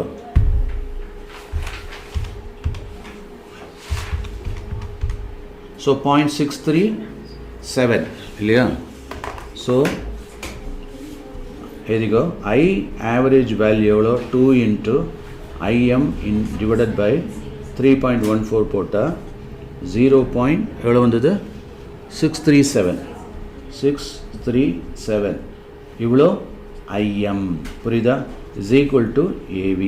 Note this point, it is very important. Okay, now we have found out the value for this AV, I mean IV. Okay va? இப்போ இது வந்து positive சைக்கிளுக்கு போட்டிருக்கோம். Negative சைக்கிளுக்கு minus போட்டுக்க வேண்டியதான். புரியுதா? எழுதிக்கோ. ஸோ நெகட்டிவ் சைக்கிளுக்கு take this negative cycle, I average for negative cycle minus 0.637 IM. That's all. This is for negative cycle, negative half cycle. Okay va? இப்போ ஆவரேஜ்னா என்ன? the sum of all currents over half cycle. அதுதானே இல்லையா? So அப்போது IAV அப்படிங்கிறது the sum of all currents positive சைக்கிள்னா I1 plus I2 plus extra up to IN. Different currents இருக்கும் இல்லையா? Whole divided by என்ன வரும்? Whole divided by N, the number of currents. எழுதிக்கோ, number of currents. So that is equal to IAV. Okay, இதில் இப்போ root mean square அப்படின்னாக்கா இந்த average value எடுத்துட்டோம்ல ஆஃப் ஸ்கொயர்டு வேவ், அது எல்லாத்தையுமே அப்படியே ஸ்கொயர்டு வேவாக எடுத்துக்கிறோம். எடுத்துட்டு base length of one cycle. So IRMSனா என்ன? IRMSனா root mean square. So root mean square. Mean ஸ்கொயர்னாக்கா that is area of one cycle, area of one cycle of squared wave. Note பண்ணிக்க, squared wave whole divided by அதே base length of one cycle, base length of one cycle. இது புரியுதா? base length of one cycle. அப்போ இந்த இடத்துல என்ன சொல்கிறோம்? squared wave அப்படின்னா நான் ஏற்கனவே கொஞ்சம் லைட்டாக அதை பற்றி சொன்னேன். என்னது? ஆம்ப்ளிடியூடை ஸ்கொயர் பண்ணால் இன்டென்சிட்டி இல்லையா? அதுதான் ஸ்கொயர் பண்ணுறோம் இப்போ. ஸோ ஸ்கொயர் பண்ணால் மேலாக்கில் போகும்ல. அதாவது இப்படி இந்த வேவ் முதல்ல போட்டது இப்படி போட்டோம் இல்லையா? இப்போ நம்ம ஸ்கொயர் பண்ணியிருக்கோம். ஸ்கொயர் பண்ணதுனால என்னாகும்? வேவ் லென்த்தில் எந்த மாற்றமும் இல்லை. இது ஸ்கொயர் பண்ணுறதுனால என்ன பெனிஃபிட்டு? நெகட்டிவும் பாசிட்டிவ் ஆகிடும் இல்லை? கரெக்டாக ஸ்கொயர் பண்ணால் மாடுலஸ் மாதிரி ஆகிடும் இல்லையா? அப்போது இதை வேணால் இன்னொரு கலரில் வேணால் போட்டுக்கோ. இப்போ ஸ்கொயர் பண்ணிட்டேன், அப்போ அதோட ஹைட்டு மாறிடும். அப்போ இது மேலே வந்துடும். ஸோ இதே மாதிரி இன்னொன்று. இப்போ புரியுதா? ஆனால் ரெண்டு ஈக்குவல் சைஸ் இருக்கிற மாதிரி போடணும். ஓகேவா? இதை தான் நான் மீன் பண்ணுறேன். அப்போ இந்த இடத்துட்ட ஏரியான்றது கர்வ் நம்ம பண்ணுமா? புரியுதப்போ? ஒரு ஷார்ட்டஸ்ட் போர்ஷனில் இந்த ஸ்கொயர்டு வேவ், அதுதான் d தீட்டா. இப்போ புரிஞ்சுதா? இதுதான் இந்த I ஸ்கொயர்டு வேவ். இது என்னது? I squared wave. இப்போ புரியுதா? இது I wave. To understand this? அது I ஸ்கொயர்டு வேவ், இது I வேவ். இப்போ இதுக்கு கால்குலேட் பண்ண போகிறோம் for the shortest distance d theta. Okay, அந்த d தீட்டா ஸ்மால் லெவலில் பண்ண போகிறோம். அப்போ இங்கே பையில் மீட் ஆகுது, இங்கே 0. அப்போ இந்த லெங்த் எவ்வளோப்பா? பேஸ் லெங்க்த்து பை தான், அதில் ஒன்றும் மாற்றம் இல்லை. ஆனால் இது ஒண்டி கால்குலேட் பண்ணணும். இது வந்து கரண்ட் டைரக்ஷன் ஐ, இது வந்து தீட்டா. ஓகேவா? இப்போ இது பேர் என்ன? Squared wave. நோட் பண்ணிக்கோ. ஸ்கொயர்டு என்னது? Wave of AC. அப்போ இந்த ஹாஃபு ஃபுல்லெல்லாம் இல்லை, எல்லாம் ஃபுல்லு தான் இங்கே. புரியுதா? இது புரிஞ்சுது? அது அதே லாஜிக் கொஞ்சம் கொஞ்சமாக வருவோம். அப்போ இது ஃபுல்லாக வருது இல்லை, 2 வேவ் சேர்ந்து வருது. அதாவது 2 ஹாஃப் வேவ் 1 ஃபுல் வேவ். அப்போனா 2π வரையிலும் போகும். ஸோ இதோட பேஸ் லெங்த் எவ்வளோ போகுது? 2π வரையிலும் போகும் இங்கே. இப்போ புரிஞ்சுதா? ஓகே, ஏன்னா ஃபுல் வேவில் அது. So base length of the full cycle, 1 cycle தானே சொல்கிறோம். Phase length of 1 cycle. அப்போ ஃபுல் வேவ் 2π. இப்போ இது தெரிஞ்சு, இப்போ இது தான் கண்டுபிடிக்கணும். இந்த 2 இதையும் கண்டுபிடிக்கணும் இல்லையா? ரைட். இப்போ நம்ம ஒரு இதுக்கு கண்டுபிடிச்சி 2ஆல் மல்டிப்ளை பண்ணிக்கலாம் இல்லையா? ஸோ அப்போ ஏரியா அண்டர் திஸ் கர்வ், இந்த ஸ்மால் கர்வ் பார்த்துட்டோம்னா 2ஆல் மல்டிப்ளை பண்ணிக்கலாம். நோட் பண்ணிக்கோ. So area of element, area of element என்னமா? இஸ் ஈக்குவல் டு இந்த I squared into d theta தானே. இது புரியுதா? லென்த்து இன்ட்டு பிரெத்து தானே, d theta. So I squared into இது வந்து ஐ ஸ்கொயர்டு தானே. Okay, so I squared into d theta. So அப்போ இதை நாம் இன்டகிரேட் பண்ண போகிறோம். ஸோ இப்போ ஏரியா ஆஃப், நல்லா கவனிச்சுக்கோ, 1 சைக்கிள். நோட் பண்ணிக்கோ. Area of 1 cycle of squared wave, squared wave is equal to 0 and 2π வரையிலும் போகும். ஏன்னா 1 வேவ், ஃபுல் வேவ் எடுக்கிறோம், ஆஃப் வேவ் இல்லை, ஃபுல் வேவ் எடுக்கிறப்ப 0 to 2πன்னு எடுத்துடுறோம். அங்கே ஐ ஸ்கொயர்டு டி தீட்டான்னு வரும். இப்போ புரியுது? ஓகேவா? இது ஃபர்தராக சால்வ் பண்ணலாமா? அதே இன்டகிரேஷன் தான், கவலைப்படாது. ஸோ அப்போது இங்கே நம்ம என்ன பண்ணுவோம்? ஐக்கு பதில் என்ன பண்ணுவோம்? I M sine theta. Very good. So அப்போ ஸ்கொயர் ஆகிடும் அது. ஏன்னா I is equal to what? I M sine theta. I ஸ்கொயர்டுனா I squared M sine squared theta. ஓகேவா? ஸோ கேர்ஃபுல்லாக போடு. ஸோ அப்போ இந்த இடத்துல என்ன ஆகும்? Between the limits 0 and 2π. இங்கே என்ன பண்ணுறோம்? ஐஎம் போட்டேன். ஐக்கு பதில் ஐ ஸ்கொயர்டு எம், அடுத்தது சைன் ஸ்கொயர்டு சொல்லுமா தீட்டா. புரியுதா? என்னது? Sine squared theta. Okay, into d theta. இப்போ இதை என்ன பண்ணலாம்? தட் இஸ் இந்த ஹாஃப் ஆங்கிள் இன்ட்ரோடியூஸ் பண்ணலாம். அப்போ சைன் ஸ்கொயர்டை நம்ம 1 - cos 2 தீட்டான்னு எழுதலாம், ட்ரிக்னாமெட்ரிக்கா இல்லையா? ஸோ அப்போ இந்த இடத்துல நம்ம என்ன பண்ணுறோம்? ஐ ஸ்கொயர்டு எம்மை வெளியில் எடுத்துரு, பிட்வீன் த லிமிட் 0 and 2π. இங்கே sine square theta is equal to 1 - cos 2 theta divided by 2. அந்த ஃபார்முலா ட்ரிக்னாமெட்ரி ஃபார்முலா நோட் பண்ணிக்க. 1 - cos 2 theta whole divided by 2. ஓகேவா? அப்புறம் டி தீட்டா. இப்போ we can split the integral now இல்லையா? I mean we can split the term இங்கே, இந்த term இருக்க அதை அப்படியே ஸ்ப்ளிட் பண்ணலாம். ஸோ ஸ்ப்ளிட் பண்ண என்ன வரும்? பொறுமையாக அப்படியே இன்னும் பயமே இல்லை. ஸோ ஐ ஸ்கொயர்டு எம் போட்டுட்டேன். அப்புறம் என்ன பண்ணுற? ஸ்ப்ளிட் பண்ணுற ஒரு பெரிய ப்ராக்கெட்டை போட்டு இங்கே என்ன வரும்? இந்த 2 இருக்குல்ல, அதை வெளில தூக்கிட்டு போயிடலாம். ஸோ 2 கான்ஸ்டன்ட் வந்துடுச்சு. அப்போ வெறுமனா 1 - cos 2 தீட்டா, 1 - cos 2 தீட்டா. இந்த 2வை வெளியில் எடுத்துகிட்டு வந்துடுறேன். ஸோ ஐ ஸ்கொயர்டு எம் என்னம்மா? என்னது மேலே ஹோல் ஸ்கொயர்டு? ஆமாம், அது என்னது? 2 sin. நான் வளரிட்டு இருக்கேன். 2 sin square theta is equal to 1 - cos theta. அந்த ஸ்கொயரை தூக்குறோம் நம்ம இன் டேர்ம்ஸ் ஆஃப் காஸ் தீட்டாவில். ஃபார்முலா தெரியலையா? நோட் பண்ணிக்கோ, எழுதிக்கோ. 2 sin square theta is equal to 1 - cos 2 theta. இப்போ நம்மள்கிட்ட சைன் ஸ்கொயர்னு இருக்கிறதுனால டிவைடட் பை 2 போட்டேன். புரியுதா? ஸோ இந்த ஃபார்முலா நோட் பண்ணிக்கோ. அடுத்தது ஸோ அப்போது இங்கே 1, அதாவது வெறுமன டி தீட்டா வரும்.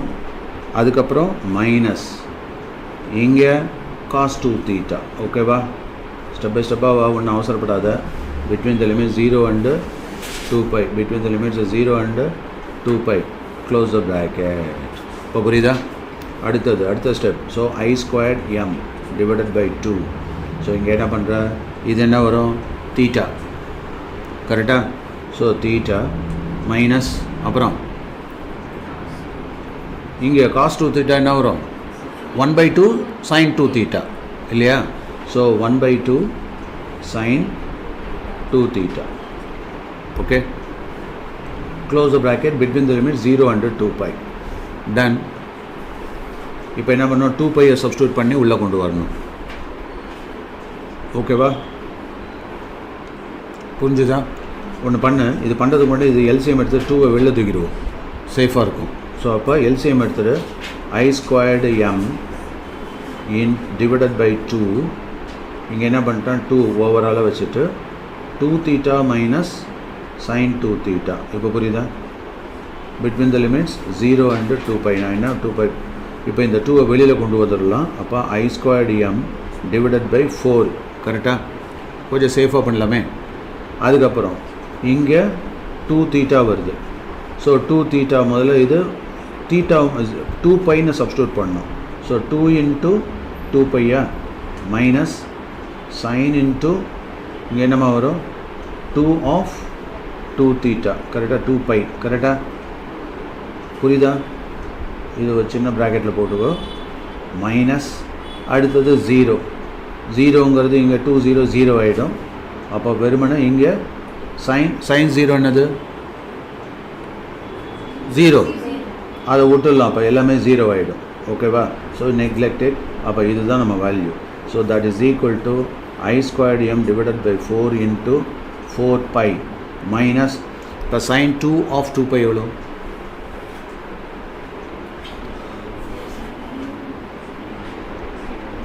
என்னடா sin 2 of sin n 2 pi 2 pi தானே, அதே தானே ரிஃப்ளெக்ட் ஆகும். கொஞ்சது போ. ஸோ 2 pi தான் அது. So that is equal to I squared m divided by 4 into 2 pi. 4 pi minus 2 pi 2 pi. So cancel பண்ணா 2. அப்போ I squared m இல்லையா, இங்கே 4 pi, I'm sorry, ஒரே நிமிஷம், இங்கே என்ன வருது, தீட்டா 4 pi வந்தது, இங்கே 2 pi கரெக்டாக தானே போட்டிருக்கேன், 2 pi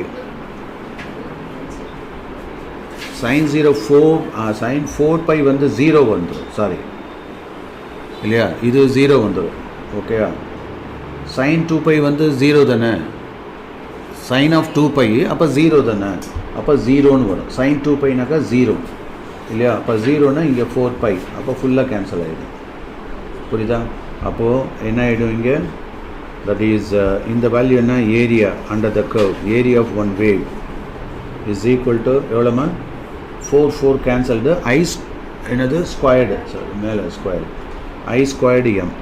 கரெக்டாக? I squared mனு ப்ரூவ் பண்ணியாச்சு. ஓகேவா? I squared m into pi வேறு இருக்கு, இங்கே பை இருக்குது, பை. ஓகே, ஜாகிரதையாக பண்ண. புரியுதா? ஸோ am அந்த வேவோட ஏரியா வந்து இதுன்னு பார்த்தோம். இப்போ பேஸ் லெங்க்த்து பார்க்கணும் இல்லையா? ஸோ அப்போது I ஆவரேஜ் இல்லையா, அந்த வேல்யூ என்னது, IRMS தானே நம்ம பார்க்குறோம். ஸோ IRMS அப்படிங்கிறது நம்ம என்னன்னு பார்த்தோம், தட் இஸ் அந்த ஏரியா ஆஃப் ஒன் சைக்கிள், அது ஸ்கொயர் ரூட் நம்ம எடுப்போம் இல்லையா. ஸோ அப்போ இந்த இடத்துல நாம் என்ன பண்ணுறோம், IRMS is equal to the whole square root of, இது என்ன வருது, அந்த curved area IM squared by divided by கீழே உள்ள லென்த் எவ்வளோ, இன்டர் பை இன்ட்டு 2 பையா. So 2 pi. அப்போ எவ்வளோமா வருது, பை கேன்சல்டு. அப்போ I squared mங்கிறது என்ன பண்ணலாம், IMனு எழுதலாம், டிவைடட் பை √2. இது ஒரு ஃபேமஸான ஈக்குவேஷன், IRMS. ஓகே, இந்த √2 நம்ம என்ன பண்ணலாம் அப்படின்னா, ஏன்னா எப்போதுமே √2 கீழே வச்சுக்க மாட்டோம், சர்ட்ஸ் எல்லாம் கீழே வைக்கக்கூடாது. So multiply and divide by √2 போட்டால் IRMS is equal to IM into √2 divided by √2 into √2 2. So IM into √2 வந்து என்ன வரும் 1.414 டிவைடட் பை 2 அப்படின்னா IRMS ஓட வேல்யூ எவ்வளோ? That is 0. எவ்வளோமா 702 கரெக்டாக 707 சாரி 14ல் 7 இவ்வளோ IM. ஸோ இது முக்கியமான ஒரு வேல்யூ. இங்கேயும் நீ பாட்டலாம், இல்லைன்னா இங்கேயும் கொண்டு வரலாம். ஓகேவா? ஸோ இதே மாதிரி தான் வோல்டேஜுக்கும் வரும். ஸோ அப்போ வோல்டேஜ் VRMSோட வேல்யூ எவ்வளோ? VRMSோட வேல்யூ 0.707 என்னது VMனு போட்டுருந்தோம். அவ்வளோதான். ஓகேவா? ஸோ இந்த derivation of both equations are very very important. ஓகேவா? So I hope now you should be able to understand. IRMSனா என்ன, VRMSனா என்ன, I ஆவரேஜ்னா என்ன, V ஆவரேஜ்னா என்ன, I பீக் கரண்ட்னா என்ன, பீக் வோல்டேஜ்னா என்ன, இன்ஸ்டன்டானியஸ் வோல்டேஜ்னா என்ன, இன்ஸ்டன்டானியஸ் கரண்ட்னா என்ன, இது எல்லாமே பார்த்துருக்கோம் இல்லையா? Please note. இப்போது இதை பேஸ் பண்ணி ஒரு ப்ராப்ளம் பார்த்துட்டு ரிலாக்ஸ் ஆகிக்கலாம். Okay, right. Here you go. Write down the problem based on IRMS.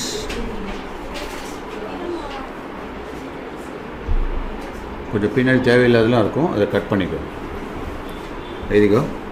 Write down the equation. Take down. Write down the equation for a sinusoidal voltage of 50 hertz. Another 50 hertz. Sinusoidal voltage of 50 hertz na adoda frequency note panika. F is equal to 50 hertz. 50 hertz na 1 hertz endadu 1 per second nu artham. Okay va? Ada number of waves in 1 second அப்படினு அர்த்தம். இப்போ 50 hertz சொல்லிட்டான். Then and it's a peak voltage value, அது maximum voltage is equal to 20. இப்போ என்ன பண்ணணும், இதனுடைய equation எழுதணும். ஓகேயா? இதோட சினுசாய்டல் ஈக்குவேஷன் எழுதி ஆகணும். ஒரு சினுசாய்டல் ஈக்குவேஷன், சினுசாய்டல் வோல்டேஜோட ஈக்குவேஷன் வேணும். That is 1. அது என்ன? செகண்டு அதனுடைய ட்ராயிங் கிராஃப் வேணும். இந்த ரெண்டுத்தையும் நம்ம வரைஞ்சி காமிக்கணும். ஓகேவா? now let us solve. இப்போது given F அப்படிங்கிறது என்ன? 50 ஹெர்ட்ஸா? F 50 hertz. VM என்ன சொல்கிறாங்க? VM வந்து 20 வோல்ட். ஓகேவா? இது 20 வோல்ட். யூனிட்லாம் முக்கியம். இப்போ இன்ஸ்டன்டானியஸ் வோல்டேஜ் தான் நம்ம பார்க்குறோம் இல்லையா? இன்ஸ்டன்டானியஸ் வோல்டேஜுக்கு ஃபார்முலா என்னமா? V is equal to VM into sin omega t இல்லையா? அது sin omega t. ஓகேவா? நோட் பண்ணிக்க. இப்போது கவனி, இந்த sin ஒமேகாவுக்கு பதில் நம்ம என்ன பண்ணலாம் அப்படின்னா, sin ஒமேகான்றது நான் ஏற்கனவே என்ன சொன்னேன் சொல்லு? Theta by d. இது இன்னொரு ஃபார்முலாவும் இருக்குது. அதாவது டி அப்படின்னாக்கா 2π 1 பீரியட் அப்படின்னு எடுக்கலாம் நம்ம. புரியுதா? அப்போ 1 பைன்னு எடுத்தாக்கா அதை என்ன பண்ணலாம்? That is this is also equivalent to 2π into nu. புரியுதா? இந்த நியூவுக்கு ஈக்குவலண்ட்டாக சொல்லலாம். நியூ அப்படிங்கிறது which is nothing but frequency. So 2π nu or 2π F அப்படின்னு போடலாம். ஓகே, நோட் பண்ணிக்கோ. 2π நியூ ஆர் 2π எஃப் அப்படின்னு போடலாம். ஓகே, 2π நியூனா ஃப்ரீக்வன்சி, எஃப்னும் போட்டுக்க. அப்போ ஒமேகாவுக்கு பதில் இது போடலாம். இப்போ புரியுதா? ஒமேகாவுக்கு பதில் என்ன பண்ணலாம்? 2π. புரியுது? அது நியூ. இது ஏன் இப்படி போட்டோம் அப்படின்னா, உனக்கு தெரியும் ஒமேகான்னா தீட்டா பை டி தானே.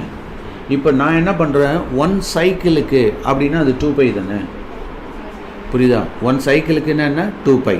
அப்போ 1 சைக்கிளுக்கு நல்ல கவனி, the time period taken for 1 சைக்கிள்ன்றது கேபிட்டல் டி, அதுதான் டைம் பீரியட். இந்த 1/t இருக்குல்ல, that is called nu, that is called F. அதனால தான் இப்போ என்ன பண்ணலாம் இதை, தட் இஸ் 2, அதாவது இந்த கேர்ஃபுல்லாக ஒமேகா இப்போ நான் என்ன பண்ணியிருக்கேன் 2π இன்ட்டு 1/tன்னு போட்டேன்.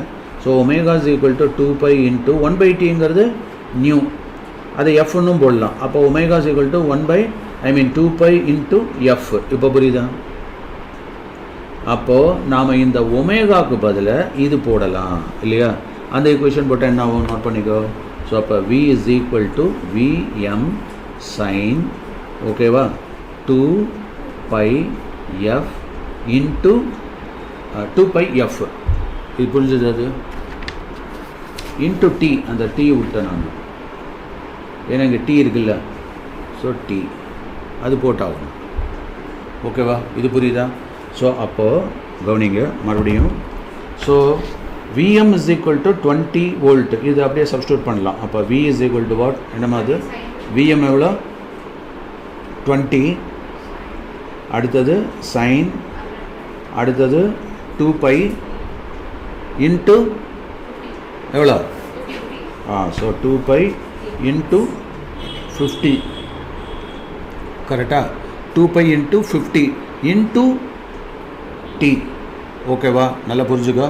So that is equal to அப்படியேவா 20 சைன், இது என்னம்மா 100π. கரெக்டாக? 100π நோட் பண்ணிக்கோ. 100π என்ன 3.14 தானே இல்லையா? இன்ட்டு டி போடலாமா? ஓகேவா? புரியுதா? இப்போ அது அப்படியே எடுத்துகிட்டு வரேன் இங்கே, நல்லா கவனிச்சிட்டேவா? v is equal to 20. இப்போ இது சைன் ஆஃப், ஓகே. ஸோ அப்போ என்ன வரும்? 300 சைன் 314 இன்ட்டு டி. இதுதான் அந்த ஈக்குவேஷன். இப்போ புரியுதா? கேட்ட ஈக்குவேஷன் இதுதான். இப்போ ஃபார் ஒன் சைக்கிள், என்னது டைம் ஃபார் ஒன் சைக்கிள் அப்படிங்கிறது ரெசிப்ரோக்கல் ஆஃப் ஃப்ரீக்வன்சி தான். ஏன்னா 1/, இது நீ நல்லா புரிஞ்சுக்கணும். கவனிங்க, இங்கே போட்டோம்ல அதே தான். மறுபடியும் பாரு. டைம் ஃபார், என்னது time for one cycle. Time for one சைக்கிள்னு என்ன? அதுதான் T, time period. That is nothing but the reciprocal of F. Okay, இது புரிஞ்சுதா? What you mean by this? அதாவது இந்த டைம், அப்போ டைம் பீரியட் 1/fனா 50 தானேம்மா இல்லையா? தட் இஸ் ஈக்குவல் டு எவ்வளோ வரும்? இப்போ 0.02 செகண்ட். இப்போ நாம் அந்த ஈக்குவேஷனில் சப்ஸ்டியூட் பண்ண முடியும்.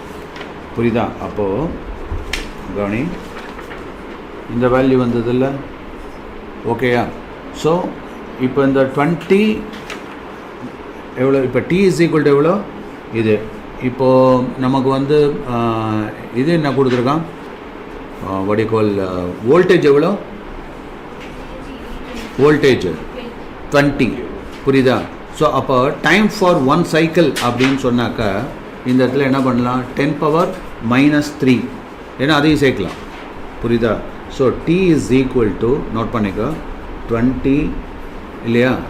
இன்ட்டு இந்த 20, அதாவது 0.02 நல்ல கவனி, 0.02 கவனிங்க. 0.02 என்ன பண்ணலான்னா மில்லி அப்படின்னா என்ன?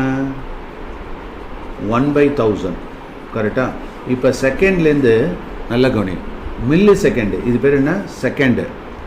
மில்லி செகண்டாகவும் இதை இன்ட்ரடியூஸ் பண்ணலாம். ஓகே, அப்போ மில்லி செகண்ட்னா என்ன பண்ணணும்? இங்கே 1000 மல்டிப்ளை அண்ட் டிவைட் பண்ணிக்கோ. புரியுதா? அதான் 10⁻³ so 0.02 divided by 10⁻³ millisecond. இது புரியுது? இப்போ செகண்டை நான் இப்படி கன்வெர்ட் பண்ணியிருக்கேன். ஓகே, இது மேலே போச்சுன்னா என்ன ஆகும்? 0.02 into 10³ millisecond. Metre second இல்லை, இது பேர் என்ன? Millisecond. நோட் பண்ணிக்கோ, மில்லி செகண்ட். Millisecond. ஓகேவா? ஸோ அப்போ எவ்வளோட வருது இதில்? 20. ஸோ இப்போ 20 மில்லி செகண்ட் வரும். இப்போ புரியுதா? டைம் பீரியட் அப்படின்னா என்ன? 20 மில்லி செகண்ட். மில்லி செகண்ட் என்ன சொன்னேன்? 10⁻³ செகண்ட், அதுதான் மில்லி செகண்ட். ஓகேவா? இப்போ கிராஃபில் போடுறது அந்த இதை அப்படியே இன்ட்ரடியூஸ் பண்ணலாம். இங்கே கொண்டு வா. இங்கே வந்து 5, இது 10, 15, 20, இதெல்லாம் மில்லி செகண்டில் வச்சுக்கலாமா? டைம் பீரியட் வந்து மில்லி செகண்டா? இப்போ புரியுதா? ஸோ என்ன பண்ணலாம்? 5, 10, 15, 20. ஓகேவா? இங்கே வந்து வோல்டேஜ் போயிட்டு இருக்குது. இப்போ நம்மளுடைய வேவ் எப்படி ரெப்ரசன்ட் பண்ணலாம்? 5 இப்படி போயிட்டு 5 மேலே 20 வோல்ட்டில் இது பீக் வோல்டேஜ் வந்து 20. 20 வோல்டேஜ் சர்ன்னு அப்படி போயிட்டு அப்படி வந்துட்டு புரியுதா, அடுத்தது இப்படி போகிறாரு. இதுதான் நம்மளுடைய கிராஃப். புரியுதா? ஸோ கிராஃபையும் நம்மளால் எஸ்டாப்ளிஷ் பண்ண முடியும். என்னடா ஈக்குவேஷன் போட்டோம், அதுக்கப்புறம் கிராஃபுக்காக இது கொண்டு வந்துருக்கேன். அவன் கிராஃப் கேட்டிருக்கான்ல, புரிஞ்சுதா? ஸோ ஏதாவது டவுட் இருக்கா அதில்? If there is any doubt, you can discuss with me, ask me.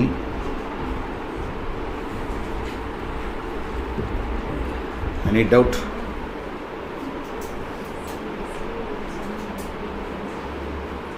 Doubt இல்லையா? ஓகே. ஸோ இன்றைக்கி என்னென்ன பார்த்தோம், யாராவது ஒவ்வொருத்தரும் ஒவ்வொரு கான்செப்ட் சொல்லுவோம். இன்றைக்கி பார்த்தது ஃபேனை சுவிட்ச் ஆஃப் பண்ணிக்க, பேசுகிறப்ப தெளிவாக நல்லா சவுண்டாக சொல்லுங்கள். ஃபஸ்ட்டு கிருத்திகா ஏன்ச்சு நின்று சொல்லு ஜிம்மனு. இன்றைக்கி பார்த்ததில் ஏதாவது ஒரு கான்செப்ட் உனக்கு பிடிச்ச concept, high point of the class. நான் இன்றைக்கி நடத்தின கிளாஸில் எது ரொம்ப பிடிச்சிருந்தது?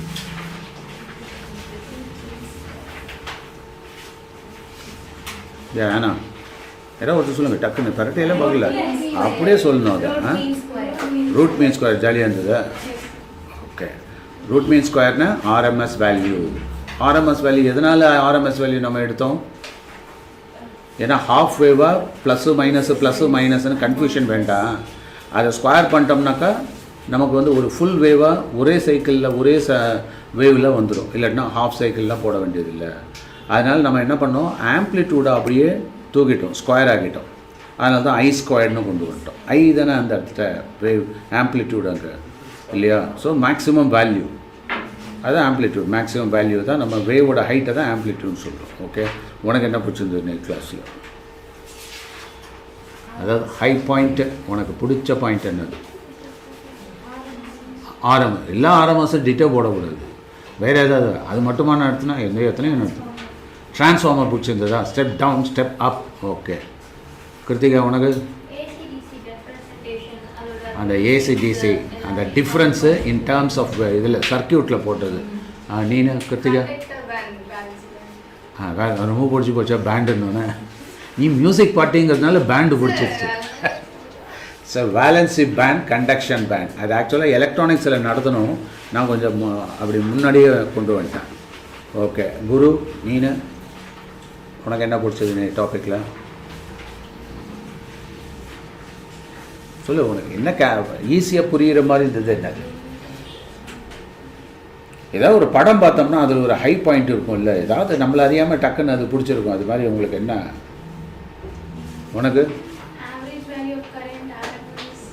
அதுக்கு முன்னாடி உள்ள ஸ்டேஜ், அதை ஹாஃப் சைக்கிள் போட்டு அந்த பேஸ் லென்த்தில் கட் பண்ணி ஜாலியாக இருந்தது இல்லை, டெரிவேஷன் பண்ணிருக்கேன்.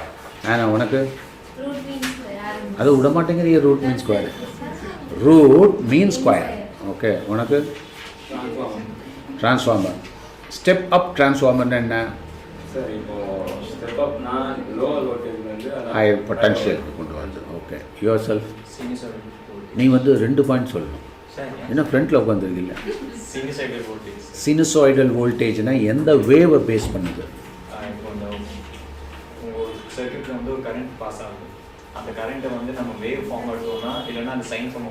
ஏன் சைன் ஃபார்மில் அதை கொண்டு வரும்? எதனால்? எனிபடி அந்த சைன் ஃபார்ம் எதனால் வருது? ஏன்னாவும் அந்த போல்ஸ் மாறிக்கிட்டே இருக்கும். பாசிட்டிவ் போல், நெகட்டிவ் போல், பாசிட்டிவ் போல், நெகட்டிவ் போல். புரியுதா? ஸோ மேடு பள்ளம், மேடு க்ரஸ் அண்ட் ட்ரஃப் மாறிக்கிட்டே இருக்கும். அதனால தான் அது சினுசாய்டெல்லாம் வந்தது. ஓகே குரு, இன்னும் சொல்லலை, நீ ஒரு பாயிண்ட் சொல்லணும். உனக்கு பிடிச்ச பாயிண்ட் என்னது? ஈஸியாக புரிஞ்ச பாயிண்ட்டு. எல்லாம் ட்ரான்ஸ்ஃபார்மர், ஒருத்தர் டிட்டோ போட்டால் எல்லாம் அடிக்கிறீங்க.